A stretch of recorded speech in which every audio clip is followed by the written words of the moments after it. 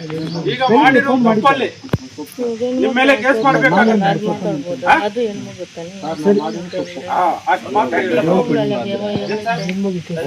ಆಗ್ಬೋದೇನಪ್ಪ?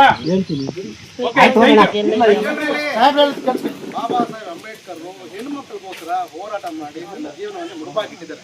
ಅವರ ಒಂದು ಹಕ್ಕುಗಳು ಇವತ್ತು ಹೆಣ್ಣು ಮಕ್ಕಳು ತಲೆ ನಿಲ್ಲಬೇಕು, ಇವತ್ತು ಓದಬೇಕು, ಇವತ್ತು ಒಂದು ಪೊಸಿಷನ್ ಇರಬೇಕು ಅಂದ್ರೆ ಅದಕ್ಕೆ ಮೂಲ ಅವರೇ ಕಾರಣ. ಅವ್ರಿಲ್ಲ ಅಂದಿದ್ರೆ ಇವತ್ತು ಹೆಣ್ಣು ಮಕ್ಕಳು ವಿದ್ಯಾಭ್ಯಾಸ ಇಲ್ಲ, ಒಂದು ಹುದ್ದೆಗಳಿಲ್ಲ, ಯಾವುದು ಇರ್ತಿದ್ದಿಲ್ಲ.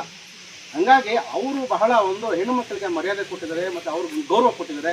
ಅದನ್ನು ನಾವೆಲ್ಲರೂ ಉಳಿಸ್ಕೊಂಡು ಹೋಗ್ಬೇಕು. ಅದಕ್ಕೆ ನಾವು ಯಾವತ್ತೂ ಧಕ್ಕೆ ತರಬಾರ್ದು.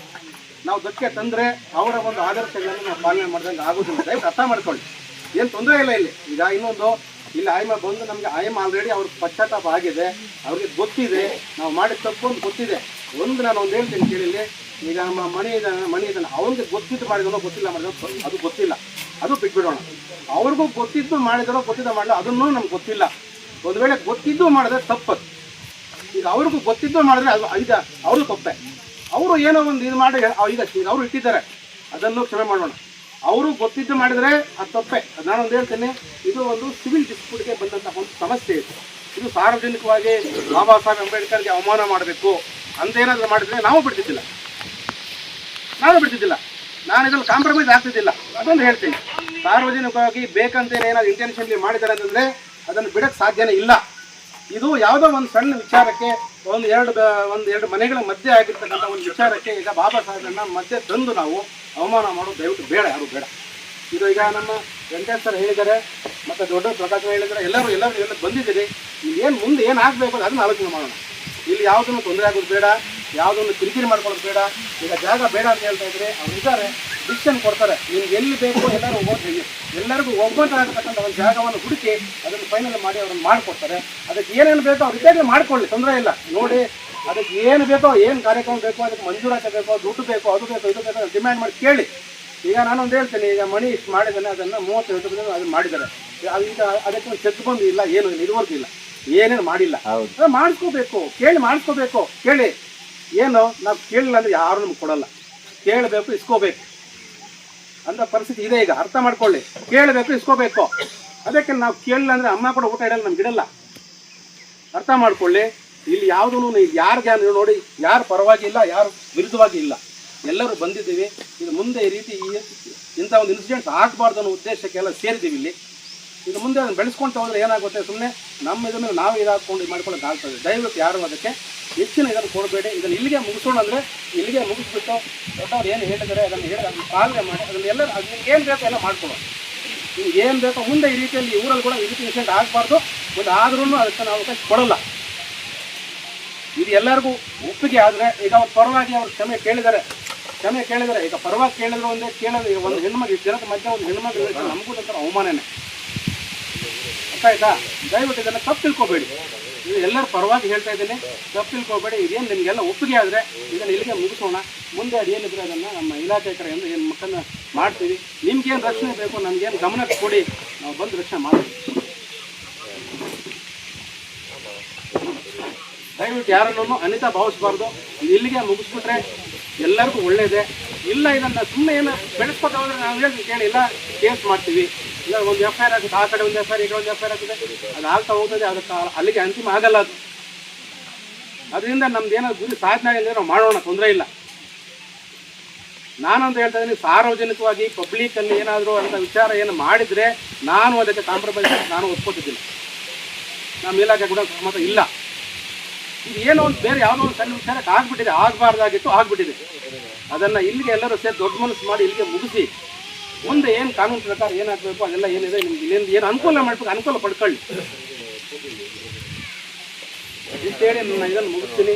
ಎಲ್ಲರೂ ಇದಕ್ಕೆ ಎಲ್ಲರೂ ನೀವು ಒಪ್ಕೊಂಡು ಎಲ್ಲ ಚೆನ್ನಾಗಿರ್ತೀರ ಅಂತೇಳಿ ನಮಗೇನು ಇದೇನು ನೋಡಪ್ಪ, ನಮಗೇನು ನೀವು ಕಂಪ್ಲೇಂಟ್ ಕೊಟ್ಟರೆ ಕೇಸ್ ಮಾಡ್ತೀವಿ, ಅರೆಸ್ಟ್ ಮಾಡ್ತೀವಿ, ಕಳಿಸ್ಕೊಡ್ತೀವಿ, ಇದಾಗ್ತೀವಿ. ಮತ್ತು ಅದು ಮುಂದೆ ಆಗಬಾರ್ದು ಅಂದರೆ ಎಲ್ಲರೂ ಒಂದು ಇರುತ್ತೆ. ಇಷ್ಟು ಜನ ಸೇರಿದ್ದೀವಿ ಇಲ್ಲಿ, ಇಷ್ಟು ಜನ ಸೇರಿದ ಮೇಲೆ ಅದನ್ನು ಮುಂದುವರ್ಸಕ್ಕೆ ಬಿಡಬಾರ್ದು. ಸೇರಿದ ಉದ್ದೇಶ ಏನೋ ಈ ರೀತಿ ಆಗಬಾರ್ದು, ತಿಳುವಳಿಕೆ ಕೊಡಬೇಕು, ಜನರಲ್ಲಿ ಒಂದು ಅರಿವು ಮೂಡಿಸ್ಬೇಕು. ಎಲ್ಲರೂ ಆಲ್ರೆಡಿ ಬಂದಿದ್ದೀರ, ಇಲ್ಲಿ ಬಂದಿದ್ದೆ ಸ್ಟ್ರೆಂತು ಬಂದಿದೆ, ಆಲ್ರೆಡಿ ಗೊತ್ತಾಗಿದೆ ಸ್ಟ್ರೆಂತ್ ಏನು ಅಂತ ಮನವರಿಕೆ ಆಗಿದೆ, ಎಲ್ಲರಿಗೂ ಮನವರಿಕೆ ಆಗಿದೆ. ಒಂದು ವಿಚಾರ ಬಂದಾಗ ಎಲ್ಲರೂ ಬಂದು ಒಗ್ಗಟ್ಟಾಗಿ ಬಂದಿದ್ರೆ ಒಗ್ಗಟ್ಟಾಗಿರ್ಬೇಕು. ಒಗ್ಗಟ್ಟಲ್ಲಿ ಒಡಕಾಕ್ಬಿಟ್ಟು ಏನಾಗುತ್ತೆ, ಅದು ಒಂಥರ ಅಸಹ್ಯ ಆಗ್ತದೆ, ಚೆನ್ನಾಗಿರಲ್ಲ. ಎಲ್ಲರೂ ಇದ್ದೀರಿ, ಏನು ವಿಚಾರ ಬಂದಾಗ ಎಲ್ಲರೂ ಬಂದಿರೋದೆಲ್ಲ ಇಲ್ಲಿ, ಎಲ್ಲ ಒಂದೇ ವಿಚಾರಕ್ಕೆ ಬಂದಿರೋದಿಲ್ಲ. ಇಲ್ಲಿ ಒಗ್ಗಟ್ಟು ಇದು ಬೇಡ, ಎಲ್ಲ ಒಟ್ಟಾಗಿ ಹೋದರೆ ಅದಕ್ಕೊಂದು ಅರ್ಥ ಇರ್ತದೆ. ನಮ್ಮ ಯುವ ಸಾಹೇಬ್ ಎಲ್ಲ ಮಾತಾಡಿ ಹೇಳಿದ್ದಾರೆ. ಸೊ ಯಾವತ್ತೂ ಅಷ್ಟೇ ನಮಗೆಲ್ಲ ಗೊತ್ತೇ ಇದೆ, ಯಾವುದೇ ಒಂದು ಸಮಸ್ಯೆ ಬಂದರೆ ನಾವು ಕಾನೂನು ರೀತಿಯಿಂದಲೂ ಪರಿಹಾರ ಕಂಡುಕೊಳ್ಬೋದು, ಅಥವಾ ನಾವು ಕೂತು ಬಗೆಹರಿಸ್ಕೊಂಡ ರೀತಿಯಿಂದಲೂ ಸೌಹಾರ್ದಿತವಾಗಿ ಮಾಡ್ಕೊಂಡು ಹೋಗೋದ್ರಿಂದಲೂ ಪರಿಹಾರ ಕಂಡುಕೊಳ್ಬೋದು. ಯಾಕಂದರೆ ಹಳ್ಳಿಗಳಲ್ಲಿ ಪ್ರತಿಯೊಂದು ಸಮಸ್ಯೆನೂ ಬರ್ತಾ ಇರ್ತವೆ, ಅದನ್ನ ನಾವು ಬಗೆಹರಿಸ್ತಾ ಇರ್ತೀವಿ. ಆದರೆ ಕೆಲವೊಂದು ಸಣ್ಣ ವಿಚಾರಗಳನ್ನು ನಾವು ದೊಡ್ಡ ಮಟ್ಟದಲ್ಲಿ ಬೆಳೆಸಿದ ಮಟ್ಟದಲ್ಲಿ ಏನಪ್ಪ ಆಗುತ್ತೆ ಅಂತಂದರೆ ಇನ್ನೂ ದ್ವೇಷಗಳು ಇನ್ನೂ ಹೆಚ್ಚುಗಳು ಆಗ್ತಾ ಹೋಗ್ತಾ ಇರ್ತವೆ.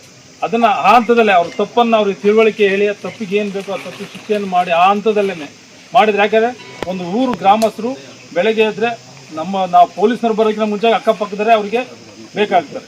ಹಾಗಾಗಿ ಈ ಥರ ಘಟನೆಗಳಾದಾಗ ನಾವು ಬಂದು ಈ ಒಂದು ಸಮಸ್ಯೆಯನ್ನು ಬಗೆಹರಿಸ್ಬೇಕಂಬ ನಿಟ್ಟಿನಲ್ಲಿ ನಾವೆಲ್ಲ ಬಂದಿದ್ದೀವಿ. ಸೊ ತಾವು ಲೀಡರ್ಗಳೆಲ್ಲ ಬಂದು ತಮ್ಮ ಅನಿಸಿಕೆ ಸಹಮತಗಳನ್ನೆಲ್ಲ ಹೇಳಿದ್ದೀರ. ತಾವು ಸಹ ಈ ಒಂದು ಕಾರ್ಯಕ್ರಮಕ್ಕೆ ಬಂದು ಇಲ್ಲಿ ಭಾಗವಹಿಸಿದಂಥ ನಮ್ಮ ಯುವ ಸಾಹೇಬರಿಗೆ ನಾನು ವಂದನೆಯನ್ನು ಸಲ್ಲಿಸ್ತೇನೆ. ಅದೇ ರೀತಿ ನಮ್ಮ DYSP ಸಾಹೇಬರು ಸಹ ತುಂಬ ಬ್ಯುಸಿ ಇತ್ತು, ಅವರು ಬೇರೆ ಕೇಸಲ್ಲಿ ಒಂದು ಕೇಸಲ್ಲಿ ಬ್ಯುಸಿ ಇದ್ರು ಸಹ, ಇಲ್ಲ ಸಹ ಈ ಥರ ಪ್ರಾಬ್ಲಮ್ ಆಗಿದೆ ಅಂದಕ್ಕಿಲ್ಲ ನಾನೇ ಬರ್ತೀನಿ ಅಂತ ಹೇಳಿ ಬಂದು ಇಷ್ಟೊತ್ತೂ ಸಹ ತಾಳ್ಮೆಯಿಂದ ಕೂತು ತಮ್ಮೆಲ್ಲ ಅಹವಾಲುಗಳನ್ನು ಆಹ್ವಾನಿಸಿ ತಮಗೂ ಸಹ ತಿಳುವಳಿಕೆ ಹೇಳಿದಂಥ ಮೊನ್ನೆ ನಮ್ಮ DSP ಸಾಹೇಬರಿಗೆ ನಾನು ವಂದನೆಗಳನ್ನು ಸಲ್ಲಿಸ್ತೀನಿ. ಈ ಥರ ಘಟನೆಗಳು ಇನ್ನೆಂದು ನಡೀಬಾರ್ದು ಅನ್ನೋ ಉದ್ದೇಶಕ್ಕೆ ನಾವು ಇಷ್ಟೆಲ್ಲ ಮಾಡಿದ್ವಿ. ಇಲ್ಲ ನಿನ್ನೆಲ್ಲ ಒಂದು FIR ಹಾಕಿ ಒಂದು ಕೇಸ್ ಮಾಡಿದ್ರೆ ದೊಡ್ಡದಾಗ್ತಿರ್ಲಿಲ್ಲ. ನಮ್ಮ ಕೆಲಸ ಮಾಡೋಕ್ಕೆ ಜಸ್ಟ್ ಒನ್ ಅವರ್ ಕೆಲಸ, ಬಟ್ ಈಗ ನಾವು ಸ್ಪೆಂಡ್ ಮಾಡ್ತಾ ಇರೋದು ಸುಮಾರು ಒಂದು ಅರ್ಧ ದಿವಸದ ಕೆಲಸ. ಯಾಕೆ ಅಂದರೆ ಇದು ಅವೇರ್ನೆಸ್ ಆಗಬೇಕು, ಮುಂದೆ ಈ ಥರ ಘಟನೆಗಳು ನಡೀಬಾರ್ದು ಅನ್ನೋ ಉದ್ದೇಶಕ್ಕೋಸ್ಕರ ನಾವು ಇಷ್ಟೆಲ್ಲ ಪ್ರಯತ್ನ ಮಾಡಿದ್ದೀವಿ. ಸೊ ಇದಕ್ಕೆಲ್ಲ ತಾವೆಲ್ಲ ಸಹಕಾರ ಕೊಟ್ಟಿದ್ದೀರ. ಇದೇ ಥರ ಮುಂದೆನೂ ಇರಲಿ ಅಂತ ಹೇಳಿ, ಮುಂದೆ ಈ ಥರ ಘಟನೆಗಳು ನಡೆದಂಗೆ ನಮ್ಮೆಲ್ಲರ ಜವಾಬ್ದಾರಿ ಇದೆ. ಯಾಕೆಂದರೆ ಒಬ್ಬರು ಗೊತ್ತಿಲ್ಲದ ತಪ್ಪು ಮಾಡಿದಾಗ ಅದನ್ನು ತಿದ್ದಿ ಮುಂದೆ ಅದನ್ನು ಸರಿದಾರಿ ಥರ ಜವಾಬ್ದಾರಿ ಮುಖಂಡರಾದಿಯಾಗಿ ನಮ್ಮನ್ನು ಸೇರಿಸಿ ನಮ್ಮೆಲ್ಲರಿಗೂ ಜವಾಬ್ದಾರಿ ಇದೆ. ಅದನ್ನು ನಾವು ಅದೇ ರೀತಿಯಲ್ಲಿ ಬಳಸ್ಕೊಂಡು ಮುಗಿಸ್ಕೊಂಡು ಹೋಗೋಣ ಅಂತ ಹೇಳಿ ಅವೆಲ್ಲ ಬಂದಿದ್ದೀರ. ನಮ್ಮೆಲ್ಲರಿಗೂ ಸಹ ನನ್ನ ಪೊಲೀಸ್ ಇಲಾಖೆಯಿಂದ ನಾನು ವೈಯಕ್ತಿಕವಾಗಿ ನಮ್ಮೆಲ್ಲರಿಗೂ ವಂದನೆಯನ್ನು ಸಲ್ಲಿಸ್ತೇನೆ. ಮತ್ತು ಗ್ರಾಮಸ್ಥರಿಗೂ ಅಷ್ಟೇ. ಸೊ ಇನ್ನು ಮುಂದೆ ಈ ಥರ ಘಟನೆಗಳಿಗೆ ಅವಕಾಶ ಕೊಡೋದಿಲ್ಲ. ತಾವೆಲ್ಲ ಅಣ್ಣ ತಮ್ಮದಿರಂತ ಹೋಗಿ ಏನೋ ಸಣ್ಣ ಪುಟ್ಟ ಸಮಸ್ಯೆಗಳು ಬಂದರೆ ದೊಡ್ಡರು ಇರ್ತಾರೆ, ಅವ್ರು ಕೂತ್ಕೊಂಡು ಬಗೆಹರಿಸಿ ಆಗಿಲ್ವಾ ಪೊಲೀಸ್ ಸ್ಟೇಷನ್ಗೆ ಬನ್ನಿ, ನಾವು ಬರ್ತೀವಿ, ನಾವು ಎಷ್ಟೊತ್ತಿದ್ರು ಬರ್ತೀವಿ, ಬಂದು ಬಗೆಹರಿಸ್ಕೊಡ್ತೀವಿ. ಸಣ್ಣದು ದೊಡ್ಡದು ಮಾಡ್ಕೊಳಕ್ಕೆ ಹೋಗ್ಬೇಡ್ರಿ. ತಾವೆಲ್ಲ ಅಣ್ಣ ತಮ್ಮದಿರಿಂದ ಸಹ ಬಾಳೆ ಅಂತ ತಮ್ಮೆಲ್ಲರಿಗೂ ಸಹ ಒಂದು ಈ ದಿವಸ ಹಾಜರಿದ್ದಕ್ಕೆ ನಮ್ಮ ಇಲಾಖೆ ಪರವಾಗಿ ನಾನು ತಮ್ಮೆಲ್ಲರಿಗೂ ಸಹ ಧನ್ಯವಾದಗಳನ್ನು ಅರ್ಪಿಸಿ ಈ ಕಾರ್ಯಕ್ರಮವನ್ನು ಮುಕ್ತಾಯ ಮಾಡ್ತೇನೆ.